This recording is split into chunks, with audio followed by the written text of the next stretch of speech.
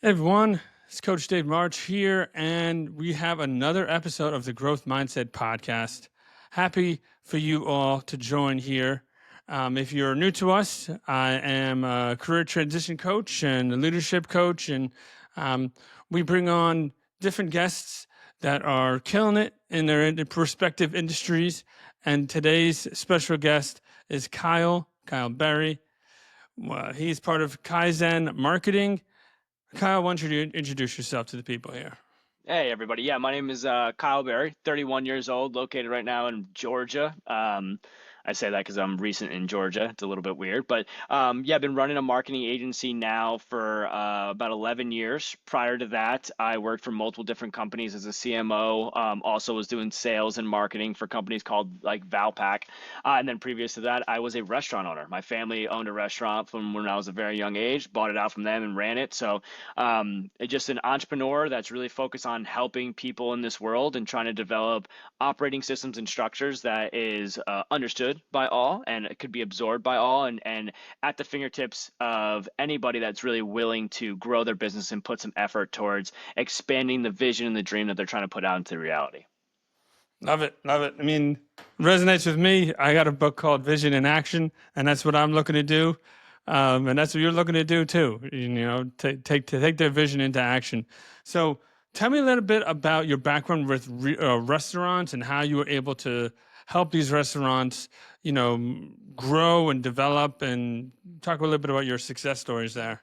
Yeah, no problem. It starts off with some hardship, right? So I grew up in a family-owned restaurant. So my dad had me working by I was 11 years old. By the time I was 13, I was 40 hours a week, right? I still got the oil scars and the burns on my hands to prove it, right? Yeah. So by the time I hit about 18 years old, I realized that I did not want to work for anybody, especially not my own father. It was just getting to that point. And my father wanted to close down the whole hot food section. So he gave me the opportunity to buy it out from him and run that business. It was my first go at being an entrepreneur. I was just right before my 18th birthday. And I remember it was my senior year in high school, and I'm printing out like thousands of menus inside of the library at school, getting yelled at, like, what are you doing? I was like, it's a school project. It's like, it says KJB delivery. What kind of school project is this? But I realized through the process of owning that business, my biggest passion and where my excitement really came from was the marketing side of it, right?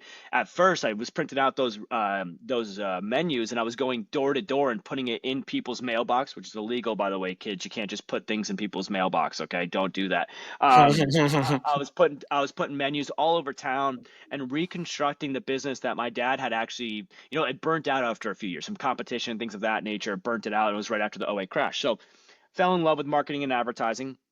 And then when I moved down to Florida, I stayed inside the restaurant industry. So I started doing some fine dining. I started doing some commercial-based restaurants, and I just realized that I didn't love cooking anymore. I loved building restaurants and being that entrepreneur. So I started a job doing sales with Valpak, which is the largest direct mail company in the U.S., and learning how to sell. Well, I come to find out that the biggest problem when you're looking at advertising and marketing is the tracking behind it. And archaic ways of advertising and marketing, such as like newspaper and billboards and even direct mail, it's very, very difficult to track. Even with a direct coupon, it still seems like you're not able to track all the data. So I dove heavily into meta advertising.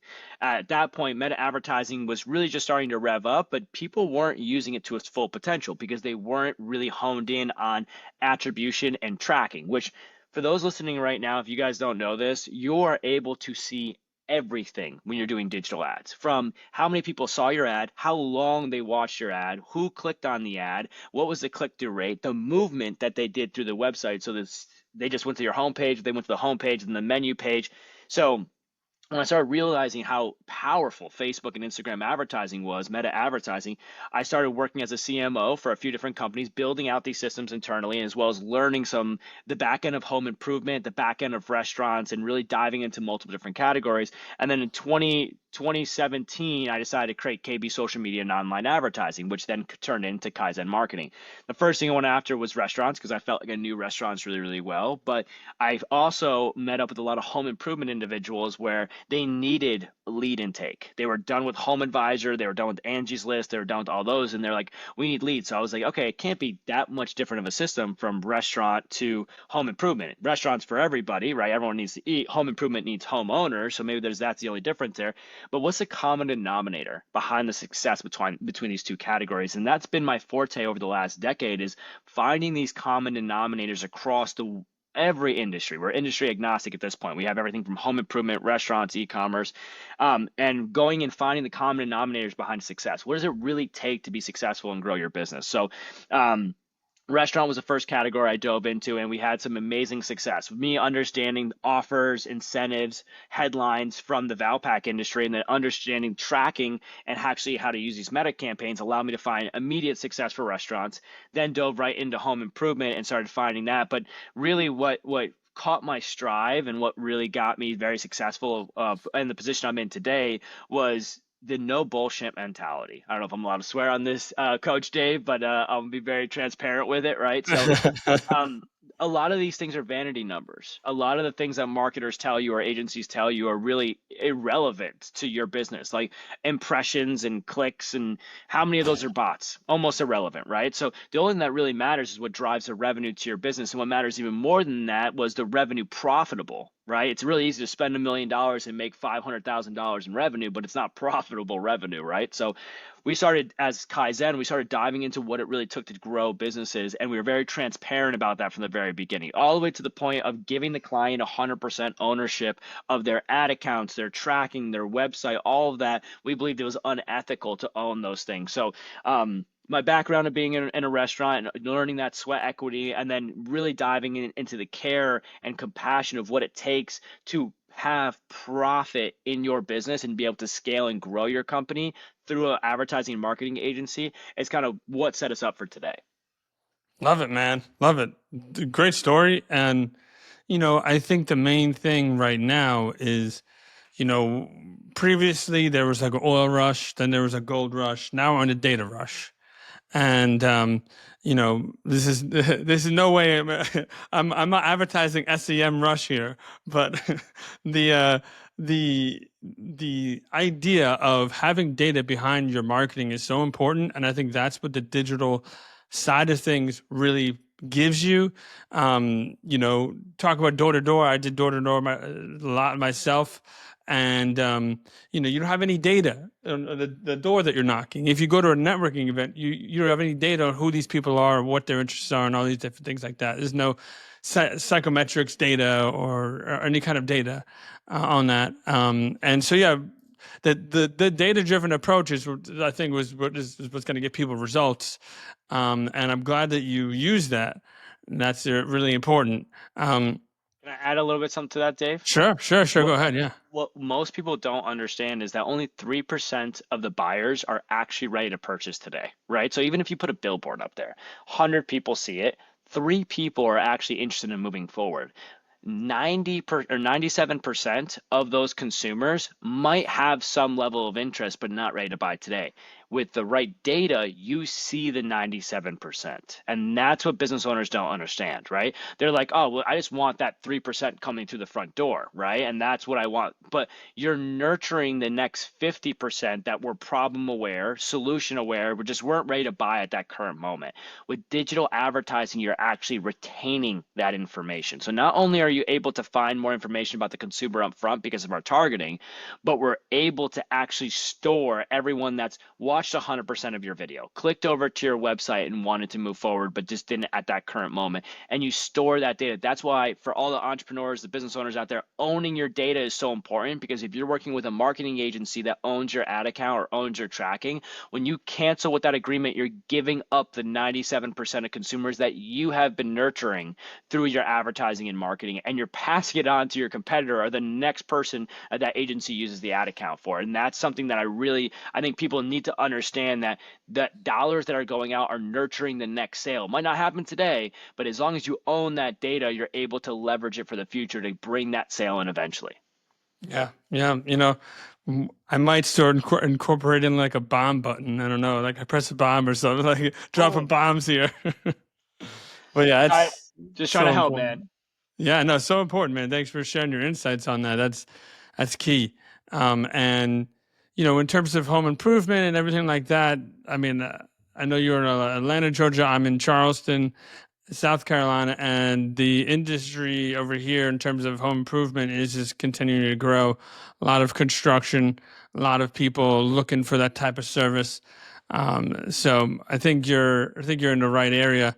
Um, when it comes to like home improvement, and your experience with those type of people, what have you seen as some of the things that can really help them grow their businesses?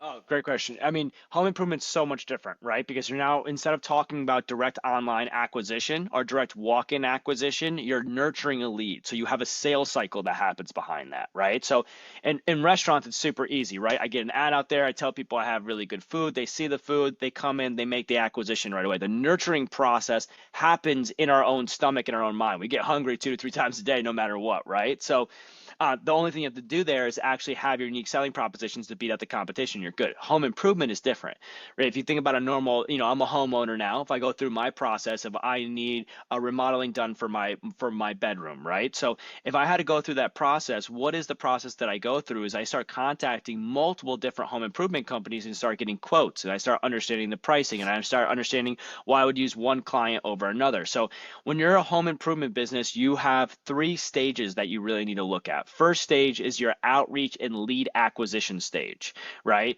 The lead acquisition is what are you doing to actually get the customer's first name, last name, email, phone number into your business as I am an interested consumer, okay?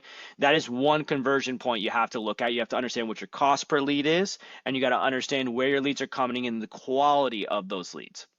Then you have to look at the conversion rate from lead to booked jobs. And there might be a few more points in there: lead to booked appointment, from booked appointment to proposal in hand, from proposal in hand to actually closed job. But nonetheless, you have to look at what is my cost per lead, and then what is my cost per customer acquisition. Those two are vastly different in home improvement. And I think people mess this up all the time.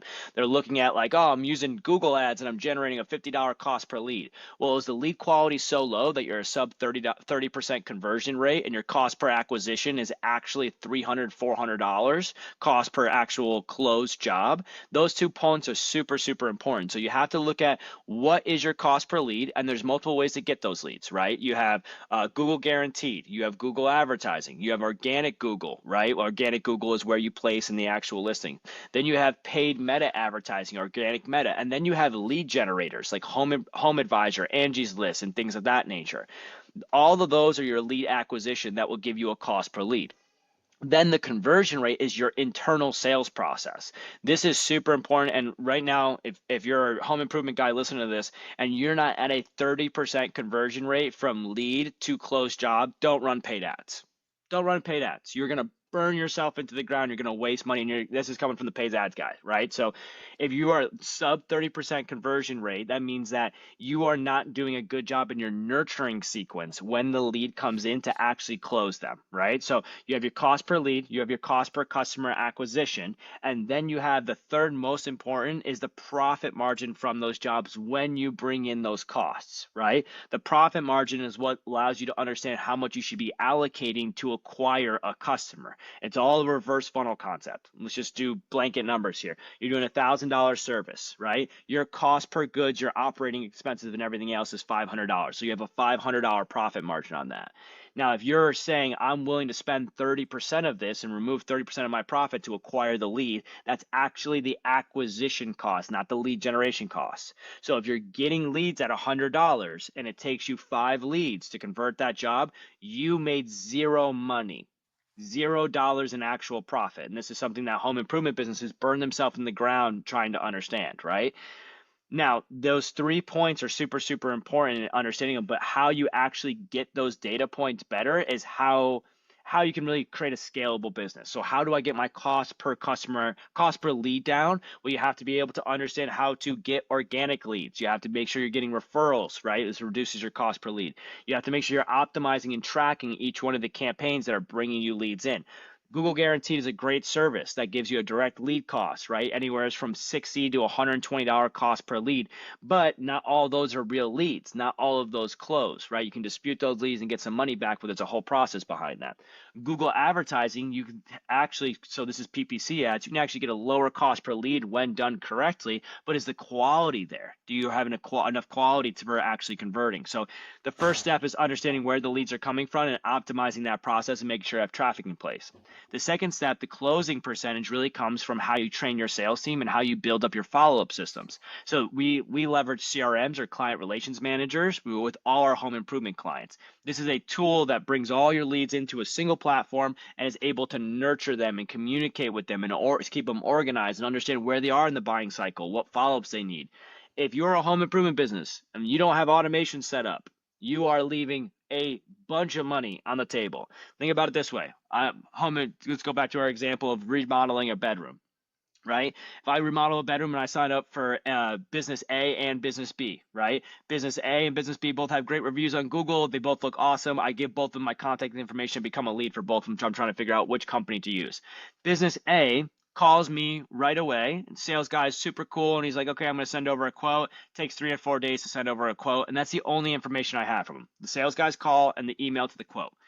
Business B has an automated email that comes in as soon as I sign up that says, hey, thank you for signing up. Here's more information about the business. Then I get a call from the sales guy. As soon as the sales guy's call is done, I get another automated email that breaks down, hey, in the next 48 hours, you'll be getting your proposal. This is how the proposal is structured and set up. Proposal comes in, 24 hours that, automated email comes in again. In the same amount of time, business A would have gave me 2 touch points, while business B can give me up to 20 touch points, and the sales team only called me 1 time. And that's where automation comes in. Automation allows for the additional follow-ups to ensure that they don't go to the competitors, that they don't use my data to go close somewhere else, and I get the follow-up information that I need without burning my sales team into the ground. So automation is really helping. And then the third part is really organizing your jobs, right? You got to make sure home improvement's one of the hardest, right? You have change orders, you have you have your, say, your contractors that are using are not doing good and you have to switch over and your cost completely changes, or you have damages, you have repairs that you have to do, all of that.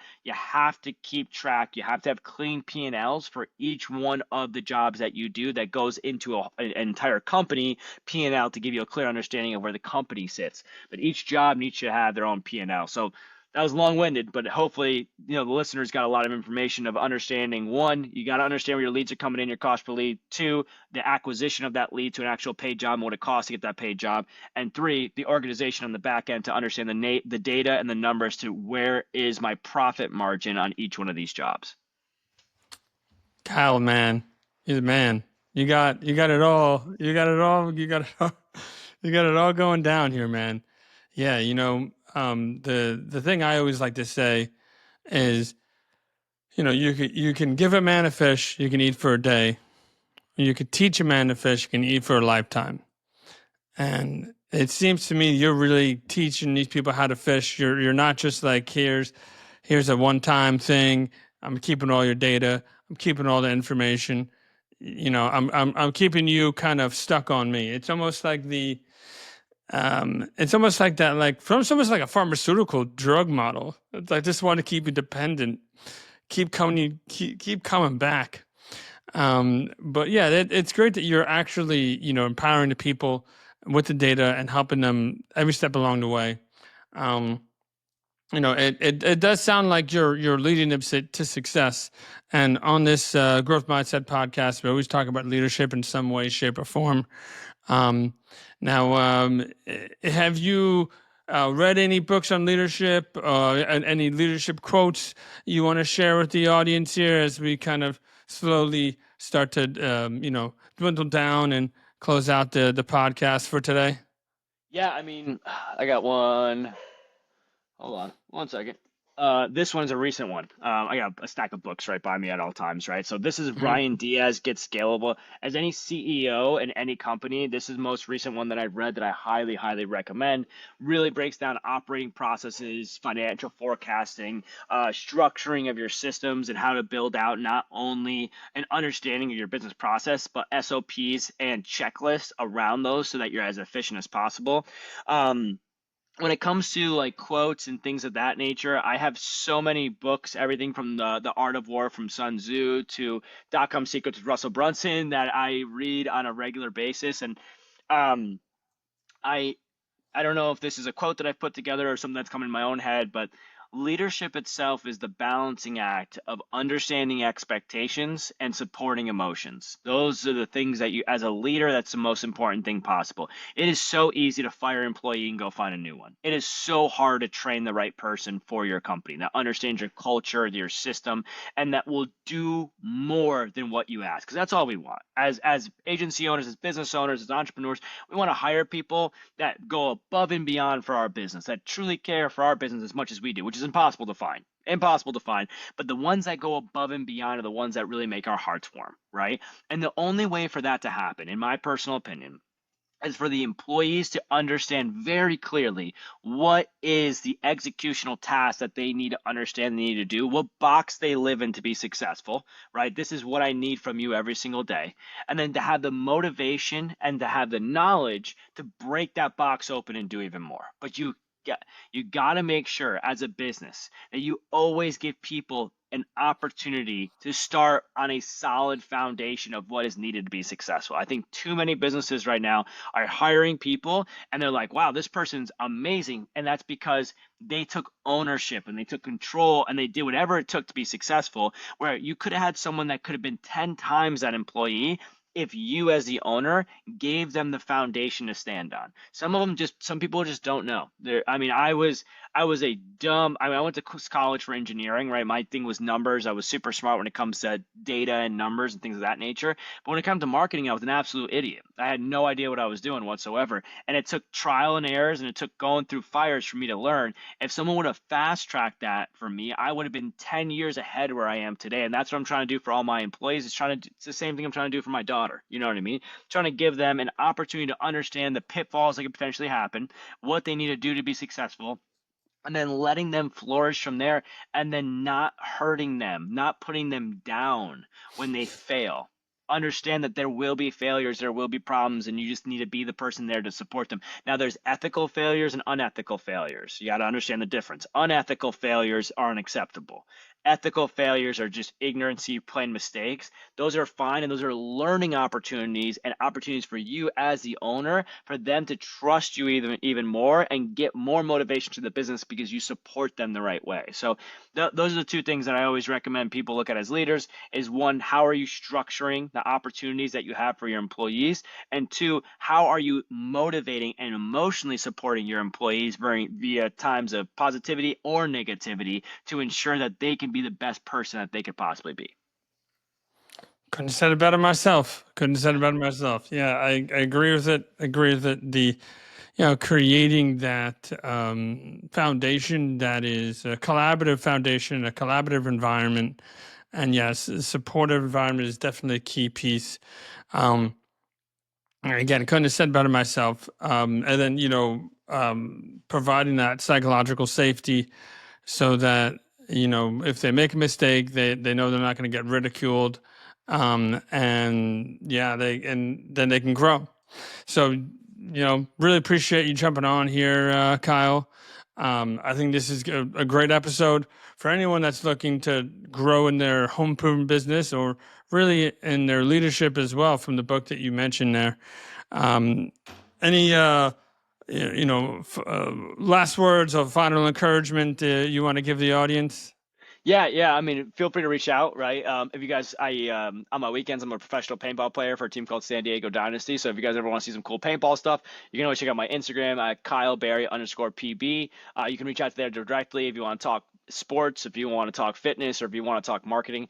If you guys want to check out the Kaizen stuff, it's KaizenMarketing.agency. Our whole focus is to give transparency and understanding to the world on what you can actually do to be successful. We're an industry agnostic company. We've worked with everything from e-commerce to home improvement to restaurants to everything in between. Right now, we have just over 100 clients, over 25 different categories of business. So what we like to inform people is the common denominators behind success. And the way that we function is that if you want to sit down with a 30-minute meeting with us, we sit down for 30 minutes. minutes. We do an audit of your current business. I give you a direct game plan that we record and we send over to you. And if you want to put in the sweat equity and you want to do the work yourself, we got your back. We support you. Go get it. If you don't want to deal with the bullshit, that's when you have to pay us, and then we'll handle it all for you. So the whole point and the desire that Kaizen has, and Kaizen as a business, if you guys haven't heard the term before, it's a Japanese philosophy that means 1% improvement every single day in both business and itself. And that's what we're trying to do for the world. We're just trying to give everybody the prudence or the true understanding of what needed to improve themselves and their business every single day.